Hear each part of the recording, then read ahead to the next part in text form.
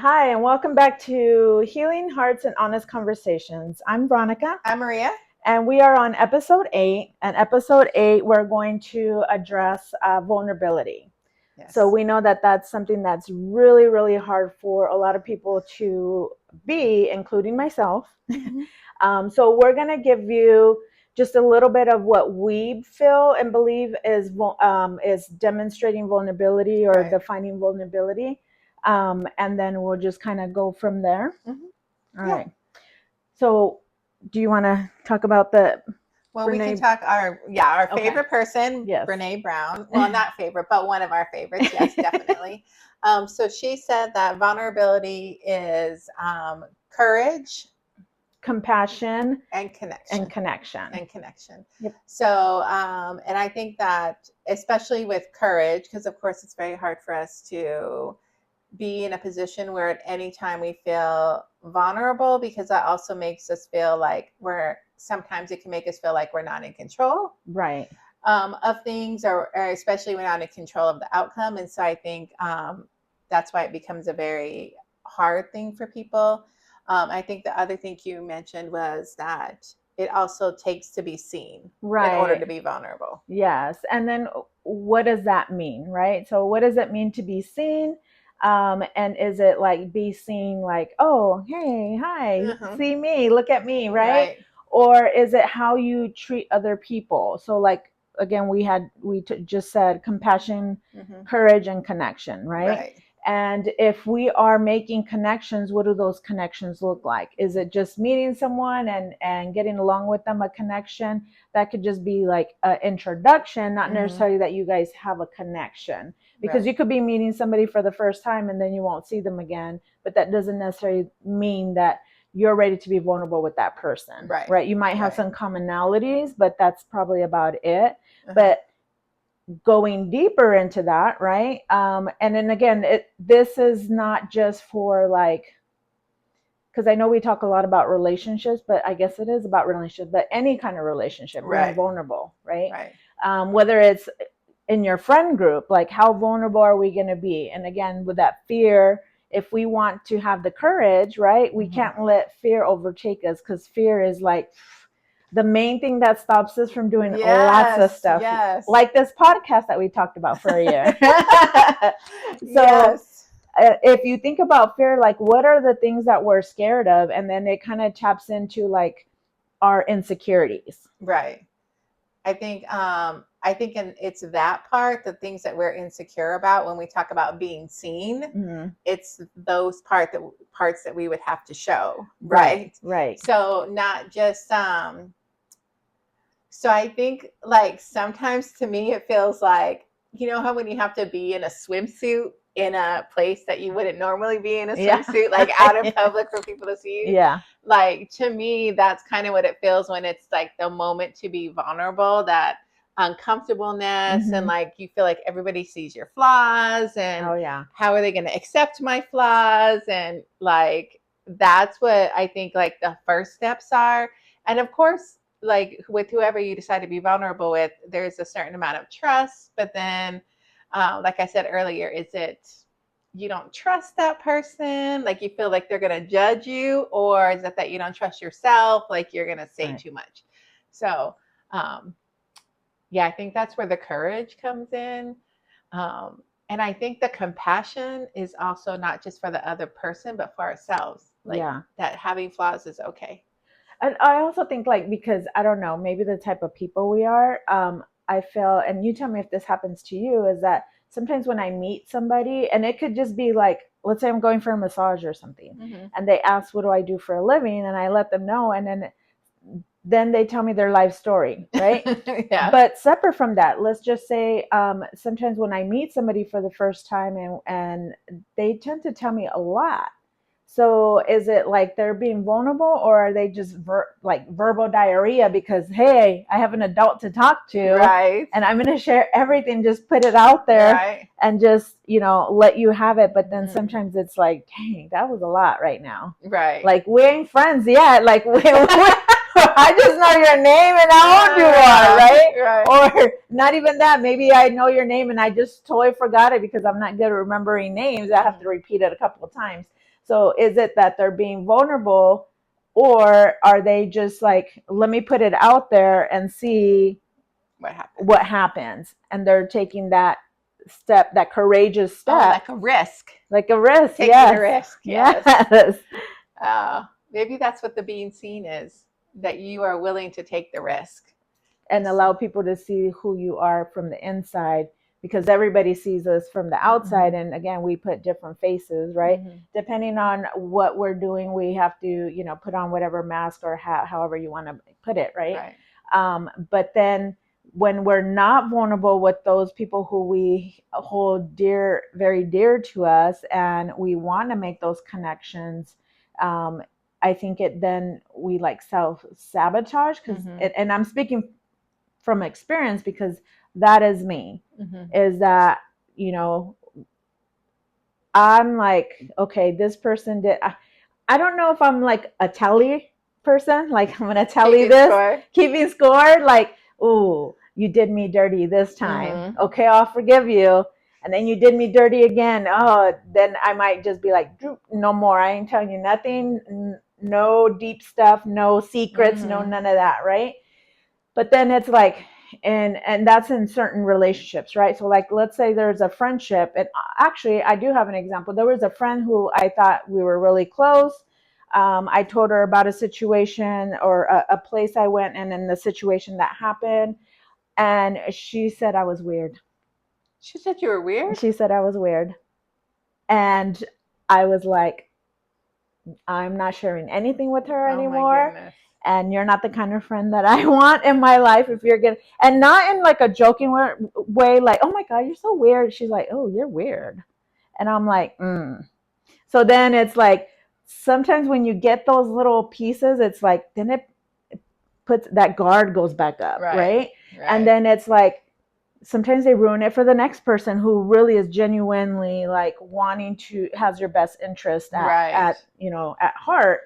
And so like in my relationships, the same thing was like, this person was very vulnerable with me. However, there were certain things I'm like, no, you don't need to know that. You policed it. Oh, that's a good word. I should have been a police officer. Yes. And then like, let's say he did something that I didn't like, and poor him did not know that I held on to this. Oh, yeah. Right? Because in the back of my head is like, okay, you did not do something that, you did something that broke my trust. However, me not sharing this information with him, because we had a conversation, and then I decided, okay, I'm going to let it go there verbally to him. But in the back, in my subconscious, it's like, girl, we ain't letting go of this. We're going to hold on to this, because how many people have done you wrong? This is just another person that's going to do you wrong. You just wait and see. You hold on to that. It's almost like the little angel, little devil, like, I told you so. The one, no, you forgave him. I think that there's that piece of like, so the vulnerability piece would be you genuinely letting go and like trusting that he's going to be a better person, or he's not going to do it again. He's going to respect your feelings. Yeah. He's going to understand how that particular thing made you feel or how it made you think. And that would be like the vulnerable part. Like, I'm going to do that. Yeah. But then there's like, we talked about fear, right? Then there's that little voice in your head. And the way we talk to ourselves is about all the reasons why we don't deserve that trust or respect, or why it's not going to happen for us. Because, it always happens to me, or always works out that way, or people are always going to. And so I think the fear, of course, because we are like, fear is fake. It's stuff that we make up in our head. And I'm not talking about like, you should be cautious going down a dark alley. I'm talking about the stuff we make up in our heads about trying to predict how things are going to work out. We do it in like such a negative way.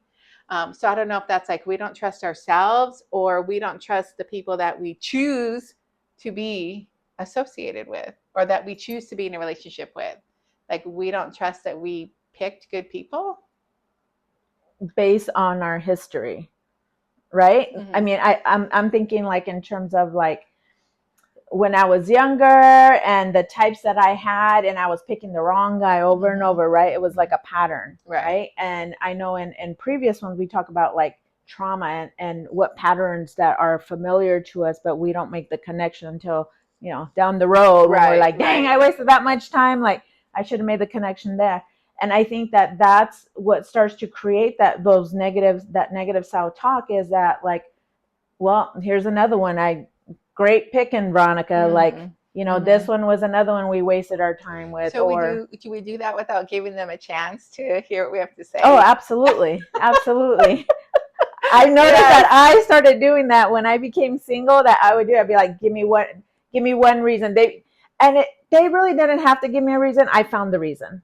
Yeah. And then I'd be like, nah, next. Then it was a reason not to be vulnerable. Like the reason not to be vulnerable, not to take a risk, not to invest in somebody, like all the reasons why not to do those things. We're seeking, like in my situation, I was seeking those who were unavailable. So you didn't have to be vulnerable. Right, because it was easy, because it's easy to check out on that, right? And again, pattern that was building until it was brought to my attention, then it's like, looking back like, oh, that is true. But it's like these unhealthy patterns that we create, and sometimes we don't make those connections. And I'm not saying that it's too late, because it's absolutely not too late for me. But I have to like talk myself out of not doing that. So I know that you and I had talked like, okay, when we go on a date, we have to just give them 2 or 3 unless it's absolutely horrible and unsafe. And then we're like, that's it. Because we tend to, or at least I was like at the first day, I'm like, nope, done. Right. And I wouldn't, and who knows, maybe it was nerves, maybe this, but then I was like, nope, this person doesn't talk. I had to conversate the whole thing, come up with stuff. But it could be like when you're first meeting somebody, it's like there's nerves and this expectation or whatever the expectations we both have in our heads, right? And then it's not until maybe the 3rd date, if it gets that far, that people are kind of warming up, and then you can kind of see a little bit of who they are, and then decide, oh, okay, well, that person's not as bad as it appeared the first date when whatever happened, right? But again, if I didn't realize that, I'm just going to be in this constant self-sabotaging pattern. Right. Which then will definitely block that vulnerability, because then I was like, you don't deserve my time, and you don't deserve to know anything about me besides what the surface level, right? I think like being vulnerable, because we talked about dating, but I think like it also interferes with us being successful in other areas. Like, would you go for that position? Would you go for that career? Would you change jobs? Would you go on that trip, like travel and stuff, right? Yeah. So there's a piece in the video where she talks about like that creativity is born out of like vulnerability, and because you're willing to take the risk, whether that's at work or like going on your trips. And I think like there is a lot of risk in those things for people. Like for people to leave their comfort zone is a big risk. And you do have to be vulnerable, because you have to admit like there are things about you that you need to work on in order to make that next step, or there's things about you that you have to do. Yeah. And so you would have to admit that to somebody, or to yourself at least, and that would be a risk. Yeah. Right? Yes. And even like in friendships, right? So sometimes you might have a friend that is like not trusting of other people, or trusting to share something, or let's say they did something and now they feel horrible, and they feel like that's how they're going to be viewed by the friend group or whoever, right? And again, it's like you're saying, that negative self-talk. This is the thing that the movie or replay that we created, when in reality, that's not what anybody's thinking. They're thinking like, oh, I don't even remember that day. Right. Like when was that, right? Because it wasn't significant enough for us to like hold that memory and be like, oh, yeah, that was awful. That was awful, right? Plus, I think because we're around each other, like us being around each other, even if somebody did act an ass, or I don't know, did something foolish, we would just be like, okay, like that was that was a little out there, and then we would just go on. Like there wouldn't be any judgment about the kind of person that you are. Right. And I feel like we're mature enough that we're not holding these things against each other. Right. But then why can't we be that nice to ourselves? Right? Because as we're talking about, I'm like, damn, we are so compassionate to each other. But then when it comes to ourselves, it's like, right. It's like a stone wall. It's like, okay, how are we going to chip out of this to allow other people in that are important to us in our lives, or the potential, right? Potential partner or other individuals, or like you said, like if we're looking at taking a risk and doing things that out of our comfort zone that we normally would not do. Right. Right. Because there's certain things. So like, I don't know, let's say like going to a different country that I'm unfamiliar with, that was a risk I had to take because there was the fear, like I'm going to be in a different country. I have no idea, like if I get sick, where do I go? Right. What is it going to cost me? Are they going to treat me? Or, am I going to talk the language? Right. And so, but then when I went out of the country and took that leap, there was some nervousness, but then there was more excitement than that.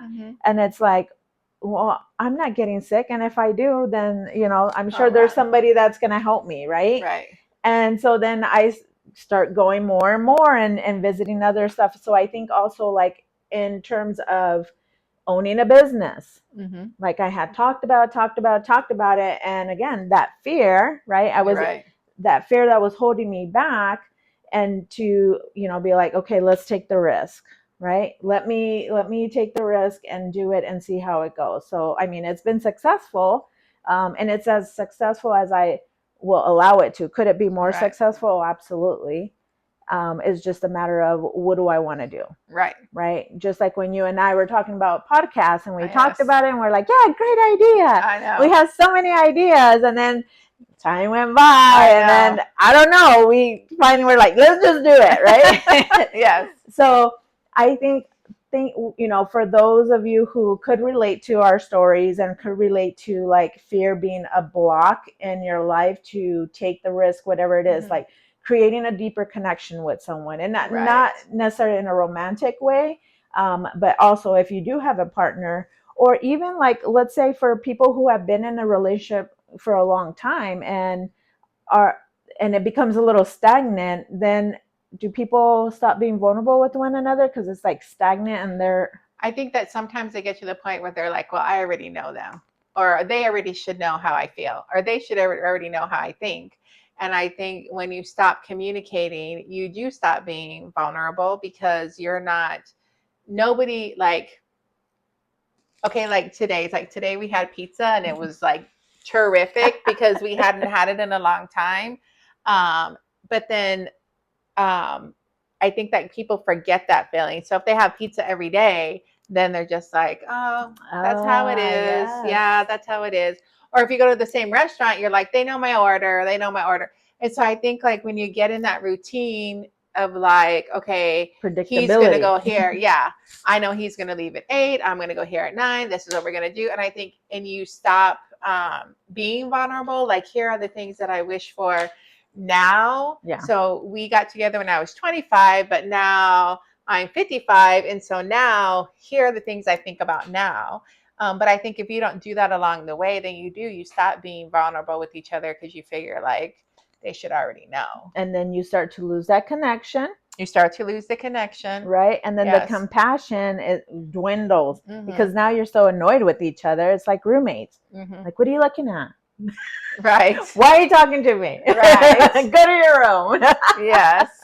Yeah. But not only do we shut off, but so does the other person. And I think like when you stop being vulnerable, that definitely affects like the intimacy, and not just like sex, but I mean like you stop sharing like, what are your dreams? What would you like to do? Like, what are the things that you miss? Or even like, what would you like to do this week for a date night? Like whatever it is, you just stop communicating. And I think that's... Yeah. And I think too, like, because I always thought like, how do people stay together, whether they're married or not married, but they're in a committed relationship? that they've been together for like 30, 40, 50 years and so on and so forth, right? My last relationship was 21 years, and it's like, my ex's father used to say that we're like dust sitting on a windowsill. I'm all, does that mean, he says, we're boring? Yes, yeah. Which I was like, I welcome boring, because I was trying to get out of like in a relationship that was chaotic, or that was just built on drama, or just like thrived off of drama. And so I was okay to be dust on the windowsill. But also, like, after a while, it's like we just assume the other person knows us. But then we go through our different stages of life and different stages in our relationship that we do need to talk about it, and like almost like reintroduce ourselves in different stages, right? So like when you were in your 20s, we were in our 20s, and we did, we behaved and we act and we had different goals or dreams, whatever. Now in our 30s, what does that look like? We have a family, right? And our 40s, now we're looking at like, we need, what is retirement looking like, right? And then your 50s, it's like, okay, my kids are grown out of the house, I want to travel, I'm getting closer to retirement, and like things, who I am now is much different than who I was when I was 20. Like insecurities and security, and confidence level, like all that has changed. And I think that's the main thing, because we always hear, or at least I always hear, is communication is key. And I do really believe that. And sometimes, I believe it, but that doesn't necessarily mean I always practice that.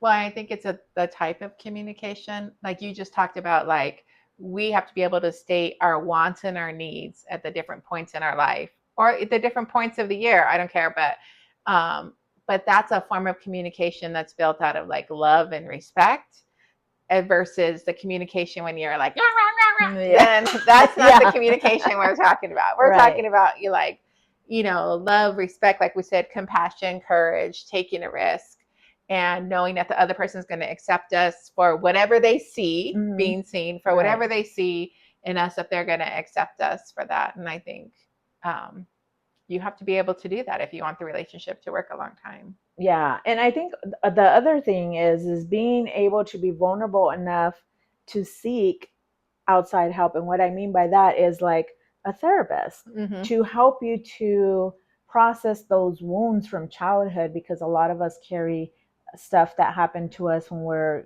kiddos, right? Whatever that trauma might look like.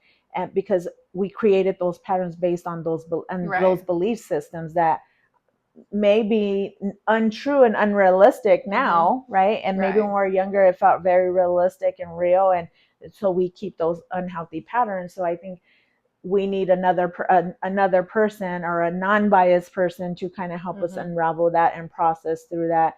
So that way we can figure out, like, you know what, this is unhealthy, right? And I'm not ashamed to say that I have a therapist, and this is why I've learned so much about myself, which I still have a ton more to learn about, and why I'm trying to, again, try to be vulnerable, or practice, I should say, because if I try, I give myself an excuse why not to, right?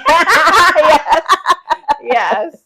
So I'm practicing, or I would like to practice being vulnerable with other people. Like with my friend group, with you guys, that's not an issue, right? Because I trust you guys, I love you. We've been friends for many years, and we learn about different stuff about each other from, because we ask like, what's different, what's new, right? And we're open to that. But again, looking at why can't we be very compassionate and courageous with our own selves, and then practice that and people who we want in our life. I don't know. Interesting. I don't know. We need to take these friend skills into other areas. That's right. That is very Seriously. true. Yeah. And, and again, maybe it might be also like how you grew up and your culture, like what is allowed to be said, what's not. So like, let's say like in the Latino culture, when I grew up, it was like, whatever happens in the house, you don't go telling anybody else. You don't go telling the chisme, right? Oh, but your tia, that my grandma, my tia, they would all be all up in the business, right? But yet we couldn't, right? Because they wanted to keep it all hush hush because nobody else needs to know that business, right? Mm-hmm. But and again, then that tells you, okay, you that then starts to create that you cannot be vulnerable with people because guess what? Somebody's going to say something to somebody else and it's not their story to tell. Right? Whether it's good or bad.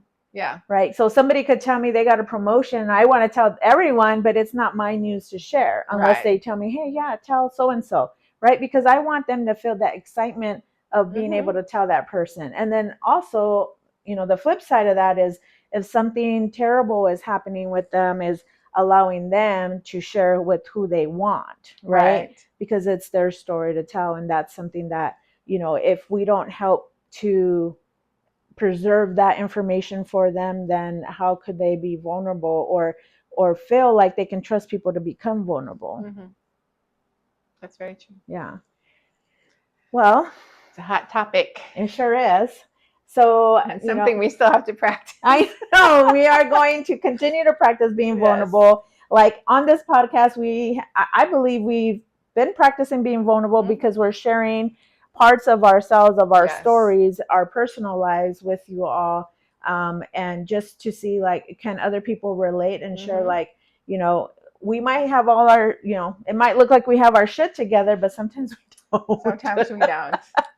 So, again, we encourage you guys to provide some feedback. Any questions or suggestions are always welcome. Yes. Otherwise, until next time, thank you for watching. Practice being vulnerable.